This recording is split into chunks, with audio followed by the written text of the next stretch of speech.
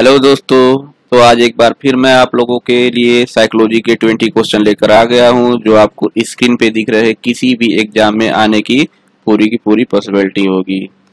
तो आइए देखते हैं सबसे पहला क्वेश्चन। पहला क्वेश्चन है दोस्तों, in ancient times disturbed individuals were sent to dismal institution namely. प्राचीन समय में दोस्तों जो डिस्टर्ब इंडिविजुअल्स होते थे या पर्सन होते थे, उनको एक विशेष तरीके के इंस्टीट्यूशन में रखा जाता था। जो मेस्मर के टाइम में या प्राचीन एमिल क्रैपलिन के टाइम में जो इंस्टीट्यूशन होते थे, उनके पहले इस तरह के इंस्टीट्यूशन में रखा जाता था जो डिस्टर्ब पीपुल थे, जो कि बहुत ही कष्टदायक होता था लोगों के लिए। तो वह किस प्रकार के इंस्टीट्यूशन कहलाते थे? इंसेन एजाइलम्स के नाम से उस समय के इंस्टीट्यूशन को पुकारा जाता था।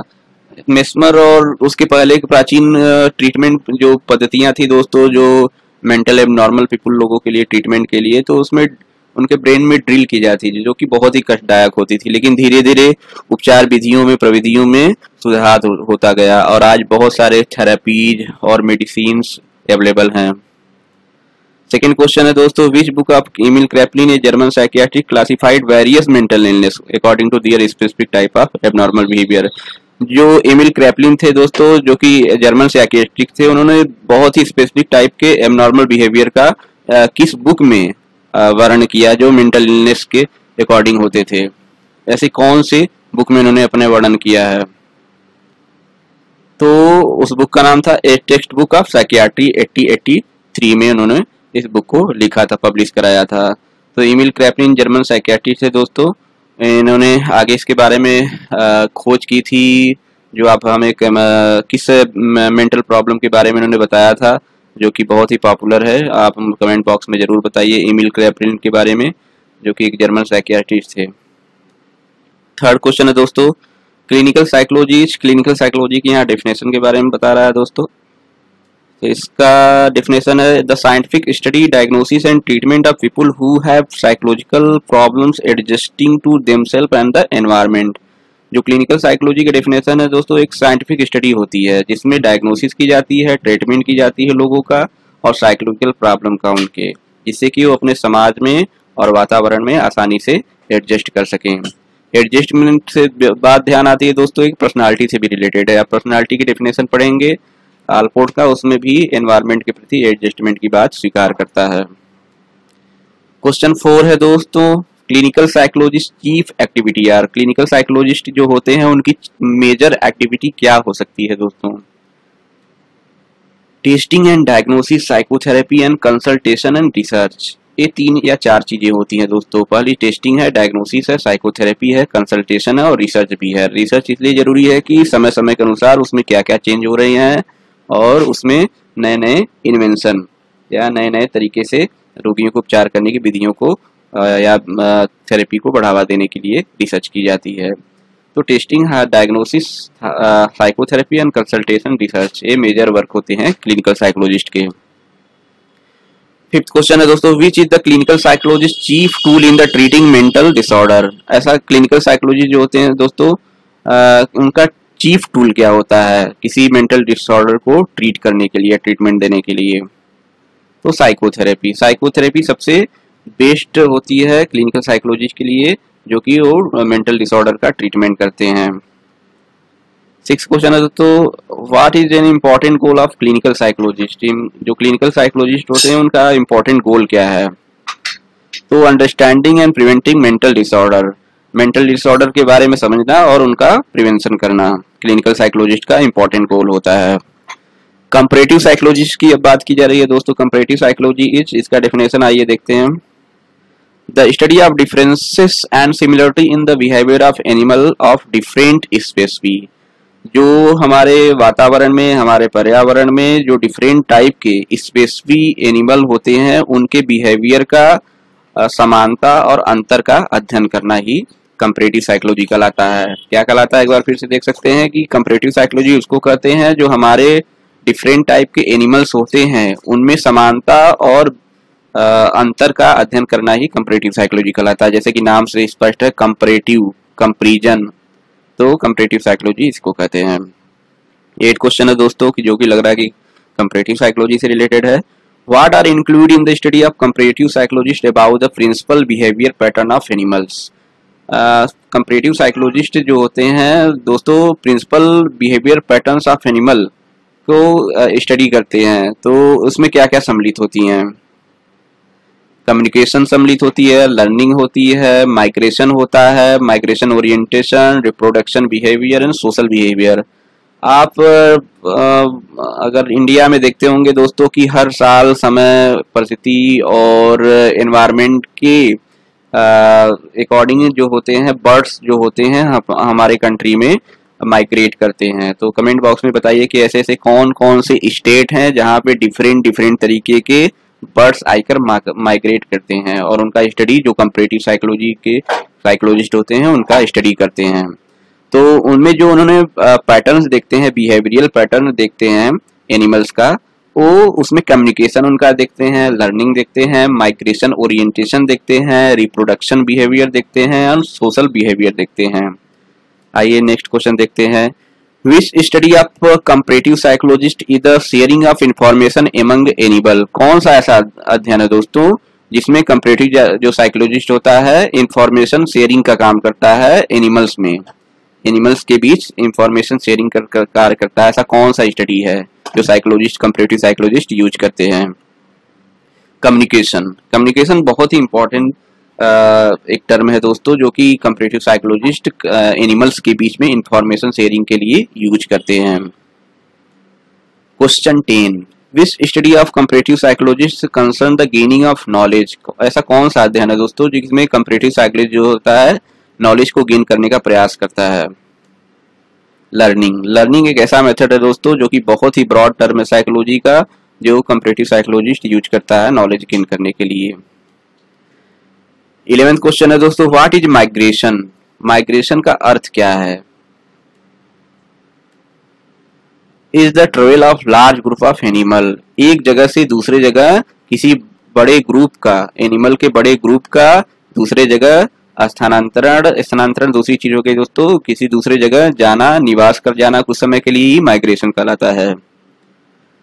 क्वेश्चन 12 है दोस्तों, which study of comparative psychology consist of the way that animal position themselves in reaction to light, heat and other forces. ऐसा कौन सा स्टडी होता है दोस्तों कंपैरेटिव साइकोलॉजी जिसमें देखता है कि एनिमल जो पोजीशन होते हैं वो लाइट, हीट और अदर जो भी फोर्सेस हैं जो उनको प्रभावित करते हों उसके अनुसार वो चेंज होते हैं? तो इसका आंसर है दोस्तों ओरिएंटेशन होती है स्टडी एक ऐसी जो कंपैरेटिव साइकोलॉजिस्ट जिसमें देखता है कि एनिमल जो होती हैं उनकी स्थिति reaction of light, heat other और के अनुसार वो चेंज होती है। Question 13, reproductive behaviour concern. Reproduction behaviour जो होता है दोस्तों उससे आशय क्या है? The mating habit of animal and the way they care for their young. जो उनमें सेक्सुअल इंटरकोर्स होता है एनिमल्स में, हैबिट्स जो होती है उनका केयर करना for the next generation and other things. Question 14, which study of comparative psychologist consist of group activity such as flocking of birds. जो होते हैं कंपैरेटिव साइकोलॉजिस्ट जो कौन सी स्टडी का अध्ययन करके देखते हैं कि जो उनकी ग्रुप एक्टिविटी होती है such as flocking of birds, एक बर्ड्स की जो समूह होता है उनका कंपैरेटिव साइकोलॉजिस्ट किस अध्ययन के द्वारा किस मेथड के द्वारा स्टडी करते हैं? सोशल बिहेवियर के द्वारा कंपैरेटिव साइकोलॉजिस्ट उनके ग्रुप एक्टिविटी को कंसीडर करते हैं। क्वेश्चन 15 है दोस्तों, डेवलपमेंटल साइकोलॉजी की परिभाषा पूछ रहा है यहाँ पे दोस्तों, definition. The study of change in behaviour during life time. Developmental psychology के बारे में मैं बता देना चाहता हूँ कि दोस्तों ये बाई बर्थ से लेके टिल डेथ तक की जो भी एक्टिविटी किसी ह्यूमन की होती है उसका अध्ययन करता है। उसमें क्या चेंज हो रहे हो, चाहे फिजियोलॉजिकल हो, चाहे बायोलॉजिकल हो, चाहे साइकोलॉजिकल हो, चाहे सोशल हो, किसी भी प्रकार के जो बचपन से लेके बच्चे के जन्म से लेके और मृत्यु के पहले तक की क्रियाओं का अध्ययन करता है। तो डेवलपमेंटल साइकोलॉजी में ये सब चीजों को देखा जाता है। डेवलपमेंटल साइकोलॉजी में पियाजे की थ्योरी, कोलबर्ग की थ्योरी और भी बहुत सारी थ्योरियां हैं जो कि बहुत ज़्यादा मायने रखती हैं। तो डेवलपमेंटल साइकोलॉजी के बारे में एक क्वेश्चन मैं आप लोगों से पूछ रहा हूँ कि डेवलपमेंट और ग्रोथ में क्या डिफरेंसेस होता है, कमेंट बॉक्स में आप बता सकते हैं। Question 16, many developmental psychologist specialize in the study of, जो बहुत सारे डेवलपमेंटल साइकोलॉजिस्ट होते हैं दोस्तों किन अध्ययनों में स्पेशलाइज्ड होते हैं, किन स्टडी में? चिल्ड्रेन और एडोलसेंस। मैक्सिमम जो डेवलपमेंटल साइकोलॉजिस्ट होते हैं दोस्तों चिल्ड्रेन और एडोलसेंस एज में बहुत ज़्यादा ही स्पेशलाइज होते हैं, क्योंकि बहुत ही ज़्यादा चेंजेज वाला सिचुएशन होता है एडोलसेंस या चिल्ड्रेन एज। यहाँ तक कि फ्रायड ने भी बताया था दोस्तों कि जो बचपन के 5 वर्ष जो होते हैं स्टार्टिंग के, बहुत ही क्रिटिकल पीरियड माने जाते हैं किसी भी फ्यूचर में पूरे उनके पर्सनालिटी को, जो कि रिफ्लेक्ट करता है। इसी तरह से वॉटसन ने एडोलसेंस के बारे में बताया है कि एडोलसेंस एज जो होता है बहुत ही आंधी और तूफान की अवस्था होती है, जिसमें अपने को संभाल पाना बहुत ही डिफिकल्ट होता है और अपने को प्रशासित करना, एडमिनिस्टर्ड करना, अपने एनर्जी को मोबिलाइज करना, अपने आप को कंट्रोल करना बहुत ही मुसीबत वाला काम होता है। और जो इस तरह से अपने एनर्जी को यूटिलाइज कर लिया, मैनेज कर लिया, उस तरह से वो उसकी पर्सनैलिटी बहुत ही अच्छी हो जाती है। तो क्वेश्चन 17 है दोस्तों, which are the 4 main theory of child development that psychologist use in research on the behaviour of children. ऐसे कौन 4 थ्योरी हैं, मेन थ्योरी जो है दोस्तों जो चाइल्ड डेवलपमेंट के हैं, जिसका साइकोलॉजिस्ट यूज करके रिसर्च में बिहेवियर ऑफ चिल्ड्रेन के बारे में बताते हैं? तो मैचुरेशन थ्योरी है दोस्तों, साइको एनालिटिक थ्योरी है, लर्निंग थ्योरी है, कॉग्निटिव थ्योरी है। मैचुरेशनल थ्योरी के बारे में बता देना चाहता हूँ इसका सब दोस्तों कि ये परिपक्वता के बारे में बताता है। साइको एनालिटिक थ्योरी के बारे में बताना चाहता हूँ दोस्तों, ये मनोविश्लेषण के बारे में है, जो फ्रायड ने दिया था थ्योरी। लर्निंग थ्योरी में बहुत सारे लोग आते हैं, जिसमें वाटसन है, कंडीशनिंग का थ्योरी दिए हैं, पावलोव ने दिए हैं, और नैमित्तिक अनुबंधन का स्किनर ने दिया है, टॉलमैन ने दिया है। ऐसे कई जो लर्निंग थ्योरी दी है आप पढ़ सकते हैं। कॉग्निटिव थ्योरी दिया गया है, अभी मैंने बताया जो कॉग्निटिव मैप थ्योरी दिया है टॉलमैन ने। तो ऐसे मैचुरेशनल थ्योरी का भी आप बता सकते हैं कि कौन इस थ्योरी को दिया था। नेक्स्ट क्वेश्चन है, विच theory of child development stated that the chief principle of development change in maturation specially of the nervous system. ऐसी कौन सी थ्योरी है दोस्तों चाइल्ड डेवलपमेंट की, जिसमें कहा गया है कि जो चेंज होते हैं, डेवलपमेंटल चेंज होते हैं मैचुरेशन स्पेशली नर्वस सिस्टम में होता है? ऐसा कौन सा चीफ प्रिंसिपल ऐसा कौन सा है चीफ प्रिंसिपल मैचुरेशनल थ्योरी? मैचुरेशनल थ्योरी में जो होता है चाइल्ड डेवलपमेंट का जो थ्योरी है दोस्तों, उसमें कहा गया है कि जो हमारे नर्वस सिस्टम में चेंज होती हैं किसके द्वारा? मैचुरेशन के द्वारा। Developmental change in maturation, principle of developmental change in maturation के द्वारा हमारे नर्वस सिस्टम में भी चेंजेज होते हैं, जो कि चाइल्ड डेवलपमेंट का एक पार्ट है। तो मैचुरेशनल थ्योरी है। According to maturational theory what is meant by physiological ripening? Maturational theory के अनुसार फिजियोलॉजिकल रीपेनिंग का मतलब क्या है दोस्तों? आइए देखते हैं। मैचुरेशनल थ्योरी के अनुसार जो इसमें फिजियोलॉजिकल रीपेनिंग की बात कही गई है उसे मैचुरेशन कहा जाता है। लास्ट क्वेश्चन है दोस्तों आज का। इसमें कहा गया है कि a leading American supporter of maturational theory who found that the growing child behaviour seem to follow a set developmental pattern. ऐसे कौन से लीडिंग अमेरिकन सपोर्टर जो थे मैचुरेशनल थ्योरी के, जिन्होंने पाया था कि जो बच्चा विकास करता हुआ रहता है वो एक डेवलपमेंटल पैटर्न को, जो सेट डेवलपमेंटल पैटर्न होते हैं उनको फॉलो करता है? ऐसे कौन से अमेरिकन सपोर्टर थे इस थ्योरी के, मैचुरेशनल थ्योरी के?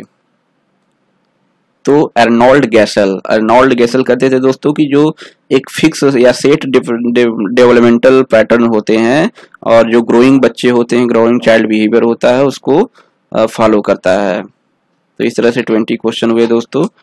आपको कैसा लगा? और भी आगे के वीडियो देखने के लिए आप हमारे चैनल को सब्सक्राइब कर सकते हैं। Please like, comment and subscribe.